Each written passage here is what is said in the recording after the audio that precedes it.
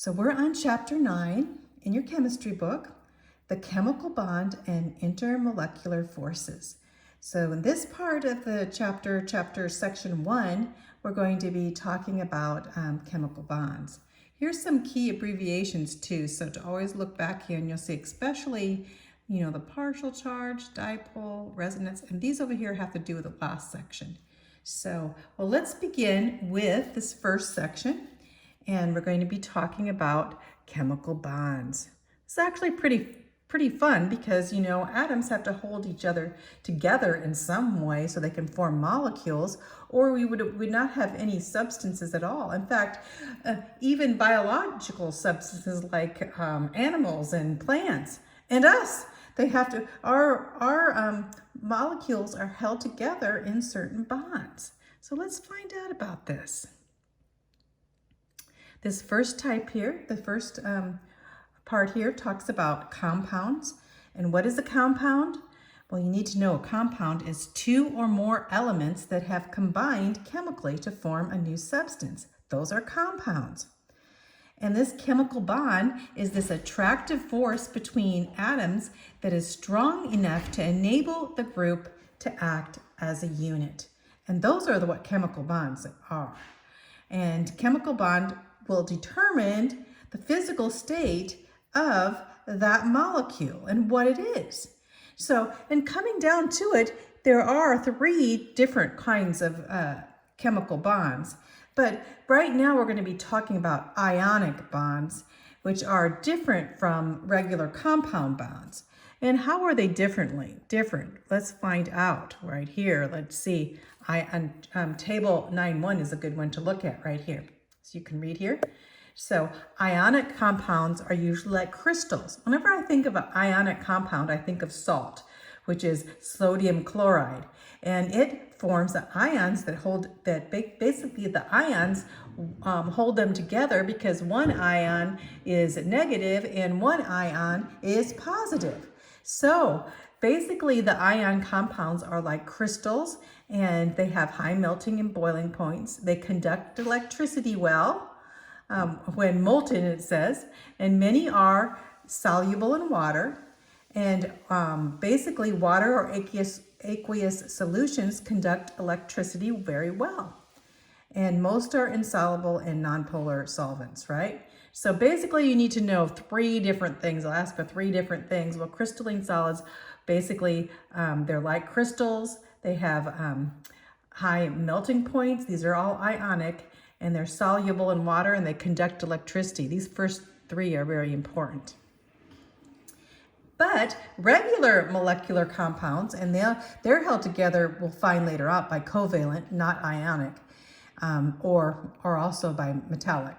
But anyway, molecular compounds are like gases, liquids, and solids with low melting point. The liquid state does not conduct electricity. Ions are really conduct electricity in the liquid state especially.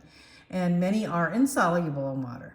So aqueous solutions usually do not conduct electricity well, is all this. So just to know the difference between ionic and molecular compounds, which combine in different ways than ionic. So let's talk about what ionic bonding is. Let's go down to the types of chemical bonds. And first of all, we're going to talk about, before we get all into the ionic bonding, we're going to talk about the octet rule of ionic bonding. So here we have, what's octet? Octet means 8, right? So the most important factor affecting how atoms form their chemical bonds and stay together is the what number? The valence number. Remember, the valence number is the valence electrons. How many electrons do they have in their outer shell that's not full yet? And it's usually full when it gets to the number 8, octet. So the same number of valence electrons, each one will want to be able to have, each atom will want to have 8 and be full. They want to become like noble gases, right? And so group 18 on your periodic table has a full octets. And these are gases, that are on the main group, and they call this main group the noble gases. Well, every atom wants to have a full valence of 8. So that's the octet rule. So the most important factor affecting how atoms form chemical bonds is the number of valence in each atom. And they're going to want to try to get full valence, which is 8, right? Let's go on and see if we can see that in a better picture.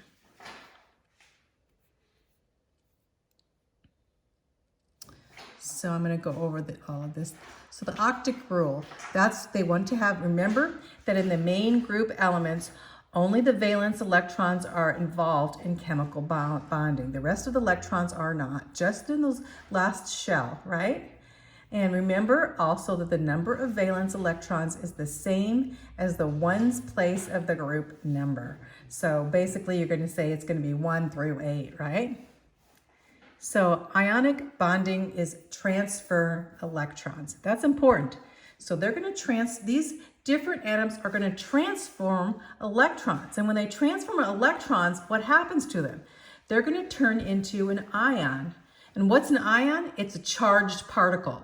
It's either going to be a cation, which is a positive charge, because it's lost some electrons. The protons will make it positive.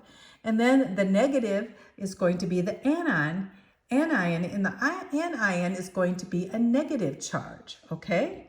So that's what's going to happen in these type of bonding, the ionic bonding. And it's going to take certain groups to be able to do this, and we're going to go over that too. So ionic bonding is the transfer of electrons. It's not sharing electrons, it's transferring their electrons to make them ions. They want to satisfy that octet rule by losing or gaining electrons, so they can make 8 electrons in that group. So what groups do you think on the periodic table do you think would like to transfer their electrons between each other? Of course, the groups to the very far left will, and the groups to the very far right, because the group 1 only has 1 electron to get rid of, and that's group 1, like hydrogen, and onto these in group 1. Let's see, they only have 1 to get rid of. And then in groups 16 and 17, of course, they only need 1 or 2, right? So groups 1 and 2 and groups 16 and 17 combine really well. So it says, as a rule, let's go down. It says, as a rule, elements toward the left of the periodic table tend to lose electrons in bonding, while elements toward the right tend to gain electrons. And so, when a neutral atom loses or gains electrons and becomes positive or negative, those charges, again, we're going to have anions and cations. So that's all about ionic bonding.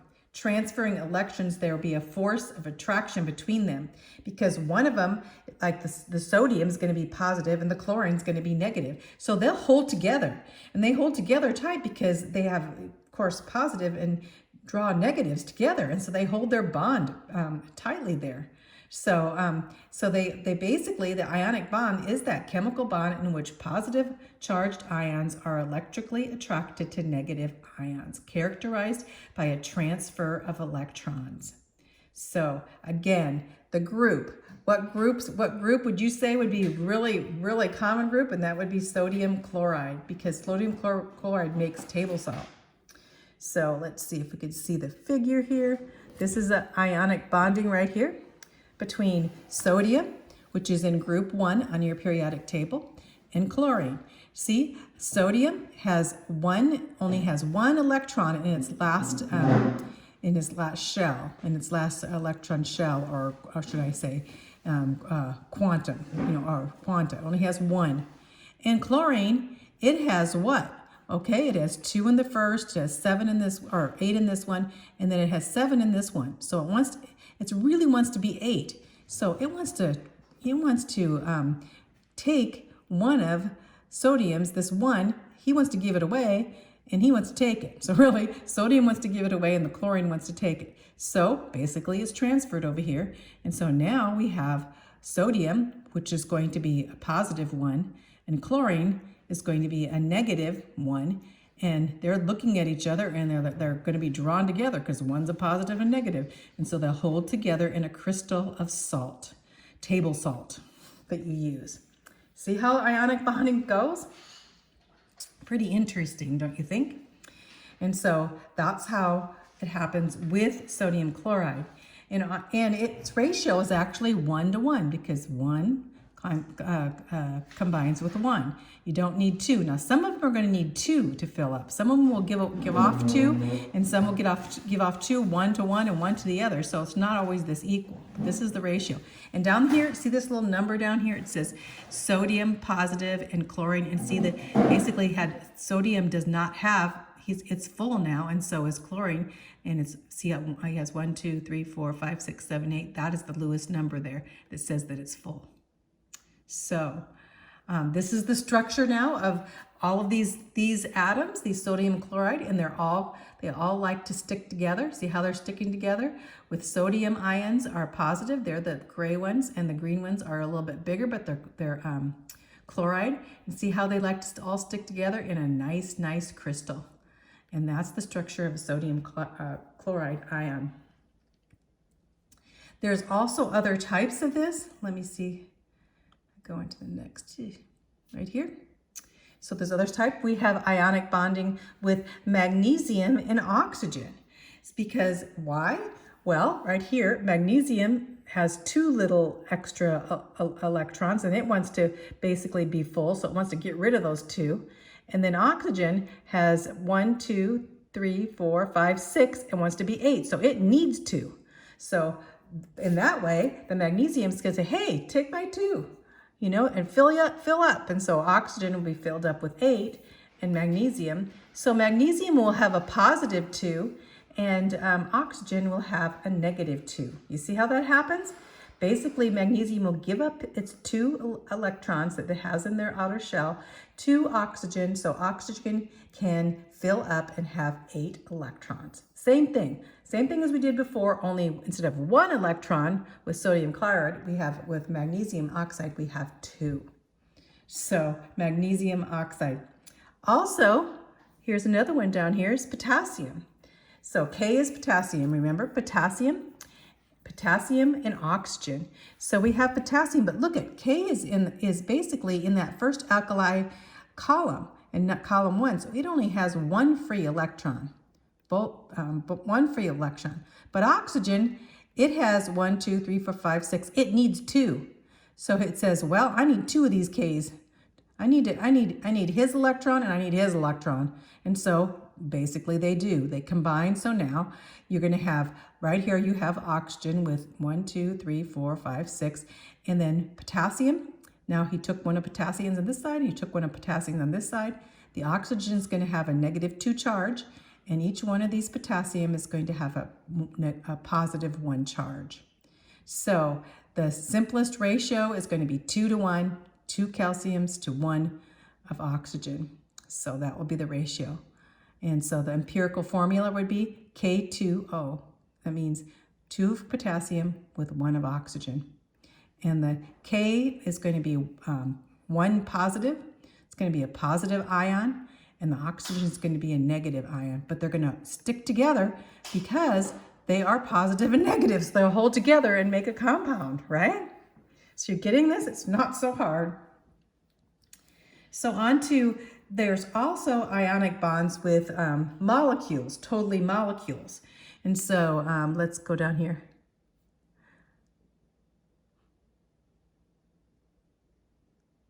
Oh, wait. When I say molecules, it says ionic compounds do not consist of molecules, rather they form crystals.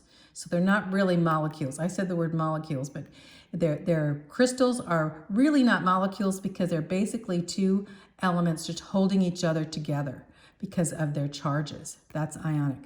As a general rule, the elements on the left side of the periodic table, the metals, react with those elements on the far right, non-metals. excluding the noble ones. The ones that are gases, they already have full ionic. They have eight in their shell, and so they're already full, so they don't react very well. And so nonmetals, including the noble gases, to form ionic crystals. So basically, they're reacting from the metals to nonmetals. A lot of times form ionic crystals. Just think metals to nonmetals. Good way to do it. So let's go on here. Electronegativity. You're going to see that. All that is electron. It has the word electron and negative. And what it means is basically those atoms, that are drawing a negative charge. So they're those that are, negativity means that they're drawing the negative ones in. So it's the transfer of electrons is more complete in this reaction, basically saying, okay, let's see, basically because they're so strong drawers of negative that they combine easier. So you'll see that. Now, there's a table in here about that too, and we'll get into that. Okay, let's see.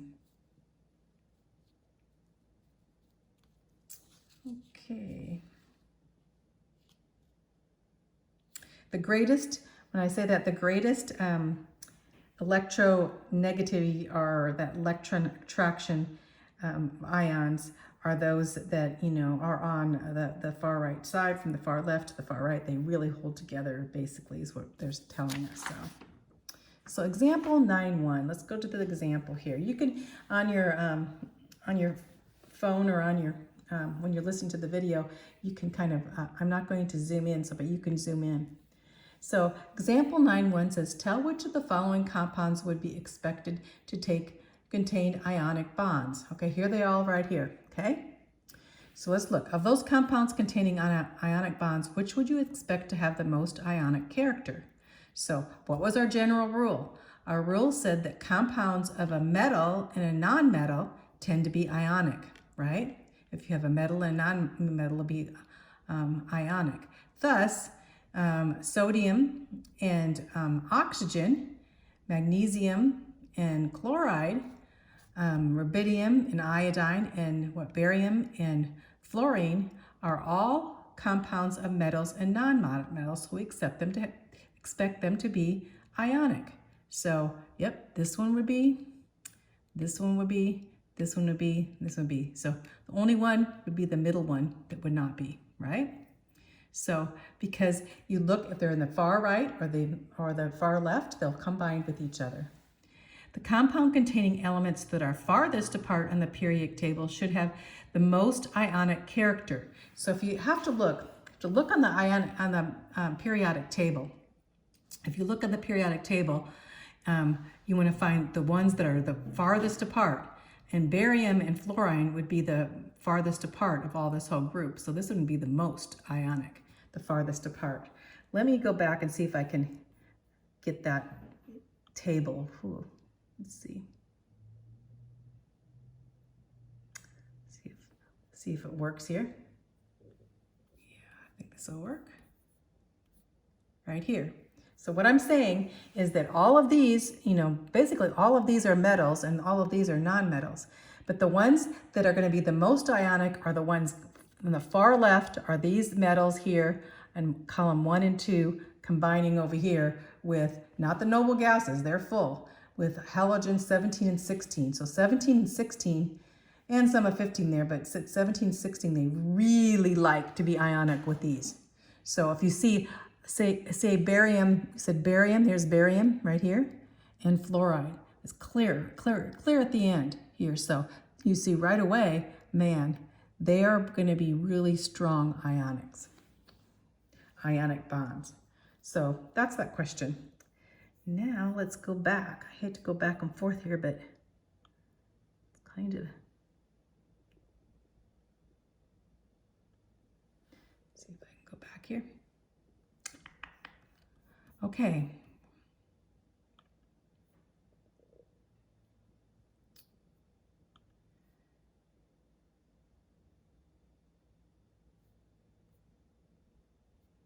There's a few different types of ionic bonds. So well, we'll get into those. Actually, there's a few different types of covalent. We're going to talk about covalent. Now we've finished ionic, so just get that out. That's just transferring electrons and making ions, right? But now let's talk about covalent bonding. What is covalent bonding? It's sharing electrons. So they, in that outer shell, instead of just taking electrons and being held together, they're sharing their electrons. And one's using that electron and the other's using an electron. And it's a chemical bond that results from sharing valence electrons called covalent. Valence means those electrons in the outer shell, and co means they're both covalent means that they're both sharing. If you're cooperating, you're sharing, right? So covalent is the name. Covalent bond is a chemical bond that results from sharing of electrons between atoms, and you'll find these in quite a few different kinds of covalent. We have ionic, and now we have covalent. Those are two major, and then we're going to go on to the third major, which is metals. But let's not talk about metals until we get through this covalent. So covalent bonding in action. Down here at the bottom, you have a picture of covalent bonding. Okay, you have sodium and hydrogen here. So sodium has one extra, and hydrogen, of course, hydrogen has actually has need of one extra, so they end up with this kind, and that's ionic. Okay, that's what the difference. Now let's see what the difference between covalent. So in covalent, think about that. It also says here, the mutual attraction of both positive nuclei for the negative charged electron cloud holds the nuclei together in a covalent bond. So they're being held together because of their electrons and protons in the midst of this, and they're share. That's how they hold together and share. But so more commonly, a hydrogen atom.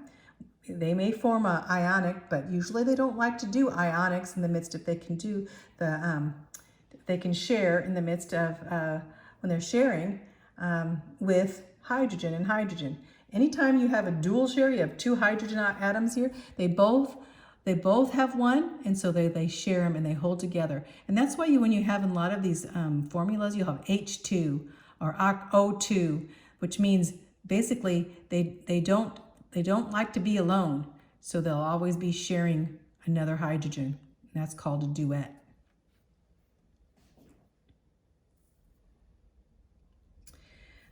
Carbon needs 4 hydrogens. So let's go on to see what carbon looks like down here at the bottom. So we have carbon here, and carbon and, or not carbon, this one's carbon and hydrogen. And so this is how it forms. It will form, an octet, because carbon has 1, 2, 3, 4, and hydrogen has 1. So carbon's going to need 4 of these guys to share 4 of these guys. And so it makes and combines and shares in a figure like this. So you'll have carbon now, it's sharing with 1 hydrogen here, sharing with 1 hydrogen here, sharing with 1 hydrogen here, sharing with 1 hydrogen. And so now they have, carbon has full, it's happy and full, and hydrogen is holding and happy and full too, because each one of these have two, because they're sharing. So it will hold together in what's called CH4, holding this together, okay? See how the sharing goes? Now let's go down to the group 17. Group 17 likes to hold together too. So we have group 17 holding together. And we have chlorine and chlorine basically holding each other. So you label it as Cl2 in a formula. So basically, how many does each one of these have? We have 1, 2, 3, 4, 5, 6, 7. This one has 7, and this one has 7. So what they want to do is they have 1 right here. They want to share this one so they can have 8, which they do. So they turn to that point and they share. So you see the blue ones here and the red ones here, and they're sharing. So they share that 1 electron, and so they're held together by that bonding electron pair. So basically, you have. Those are all of the halogens. If you look in the halogen, which is all of the group 17, they'll all do that. They'll all come in duets like that, and they'll hold on to each other because they can do it. And they'll they'll be buddies, you know, in the midst of all that. So, and by sharing. So now let's go here. Let's see. So sometimes we'll have a double bond and a triple bond. We'll have just a single covalent bond, just a single bond like I've been showing you. But sometimes it will be like a multiple bond with 2 or 3 pairs of electrons that they'll be sharing. So that gets a little more complicated, but it's really not. So look at nitrogen. Nitrogen has 1, 2, 3, 4, 5. 1, 2, 3, 4, 5. So it has 5, so it needs 3. So nitrogen is going to come together, and this guy is going to share 3 of these with this guy, share. So we have nitrogen here, you know, and you can see it has 2 over here, but the 3 of them are lined up here and the 3 of them here, and so they're sharing 3. So this is called a triple bond. And usually in a triple bond, they'll put 3 lines to represent a triple bond in a formula. You see that with the nitrogen, how it held together? So a single bond, if you look like a single bond, let's see, down here it tells you here, a single bond like would look like this if you're writing HH, that means a single bond. Now you have chlorine here, and chlorine has a single bond, 1 line is single bond. But if you had nitrogen, which has a triple bond, you would write nitrogen over here with 2, nitrogen with 2, and they're sharing 3 of them there. So 1, 2, 3 for basically to fill up. They would have basically have that nitrogen 3, you know, either this way or this way, and they'll have a triple bond, you know, triple bond. So when you say basically you have 3, you can count this as each one of these bonds are 2. So 2, 4, 6, and then 8. So you have, in each one, they'd be 2 of these, 2, 2. So you go by 2, 2, 2, 2, and that would be 8. And then some covalent bonds have polyatomic bonds. So they have, some of them have ionic and covalent bonds in the midst. So then it gets pretty complicated. And they don't seem to be getting into that so much. So, okay. Then, of course, we have covalent networks. So what is a covalent network? Well, generally when covalent bonds hold their atoms together, they hold it in discrete molecules that contain a fixed number of atoms and have specific geometric shapes. However, some substances containing covalent bonds do not exist as discrete molecules, nor do they have usual properties of covalent compounds, such as low melting points. Substance like this, basically you have, when you have this substance, they're called covalent networks, going on what a covalent network is, because they are composed of billions or trillions of atoms, and they're bonded together in a single unit by these strong bonds, and they bond, one bonds to the next, one bonds to the next, like here's the covalent bonds right here, bonding here, all the way around. The next one's bonded, the next one, this is called a diamond. Diamond's the hardest substance known, and it's basically going to be a network of covalent bonds. And here's another picture of quartz, which is another network. Just remember, diamond and quartz, there are networks. They're covalent networks holding each other together. And the next one, and the next one, and the next one, they turn into this big, huge mass of covalent bonding, holding together. So, but the formulas, you're not going to say, oh, 1 trillion of carbon and 1 trillion of hydrogen or whatever, however it's put together, you know, you're going to say, you're going to have a certain formula of their ratio, like if it's 1 to 2 or however that's going to be. Here's a picture down here. Oh, that's the covalent. The covalent network's up here. This is something different than metallic. And we're going to get into talking about metallic bonding too. The metallic bonding, okay, let's talk a third type.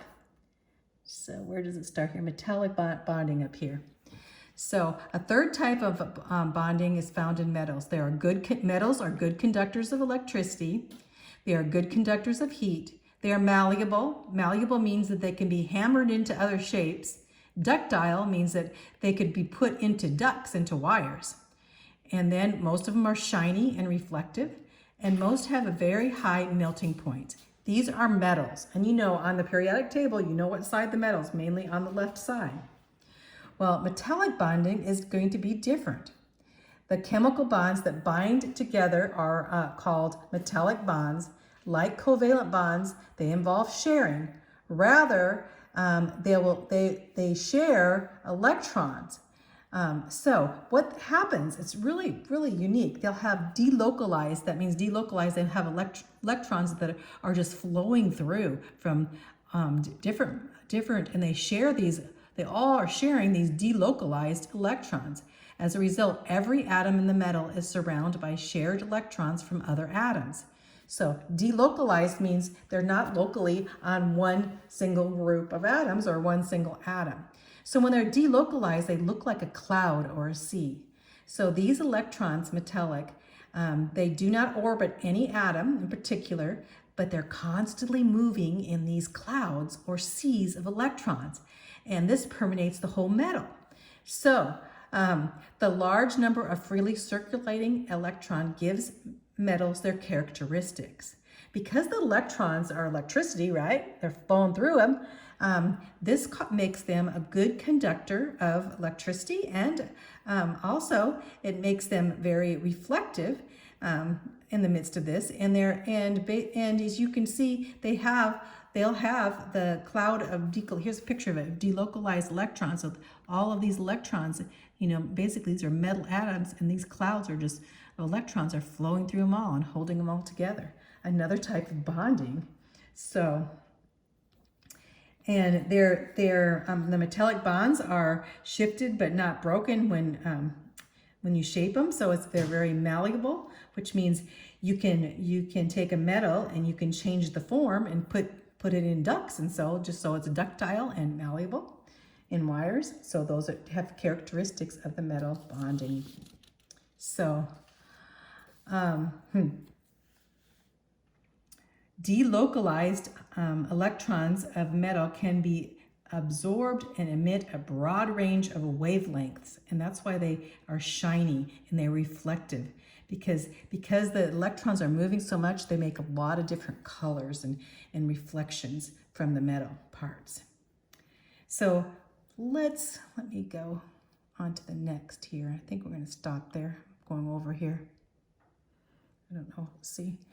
Going on here just a little bit for this table, we're going to talk a little bit about metal. Here's the metal, how you can malleable force it. Metal deforms under sharp blow. So if you hit metal, it's going to deform. It's not going to crack up and fall apart. It just forms a big bump there where you hit it. That's the metal. And these are the delocalized electrons. They're all sharing all these electrons. And here's what it looks before, but you hammered it in and you deformed that metal. So here's a picture of ionic crystal fractures. So this is different. This is if you were going to hit a crystal, it's going to be different. Basically ionic crystal under a sharp blow, you can see they divide it and break up. Crystals will break up. So these are ions and these are metals, and see the difference there? So let's go to this last table. And you'll see ionic is the difference between ionic, covalent, and metallic. This is what we've been going over. So the electrostatic force of attraction between ions, that means the ions, they transfer electrons to the next. And basically they form atoms, and usually of metals and nonmetals. The far left and the far right have widely different electronegativities, which mean some of them really are grabbing electrons. And so these ions form positive, and that's what we found at bond type of ionic. And these sodium chloride, potassium, oxygen, lithium, hydrogen, these are just some examples. The covalent is sharing one or more electrons between two atoms. And the atoms of nonmetals are similar electronegativities. That means these are basically they're not drawing electrons, they're just sharing. So these usually, the covalent would be like oxygen, and there's oxygen, fluorine, C2H, CO2. All of these are covalent, they're sharing. Metallic, they're delocalized electrons, like a sea of electrons coming through.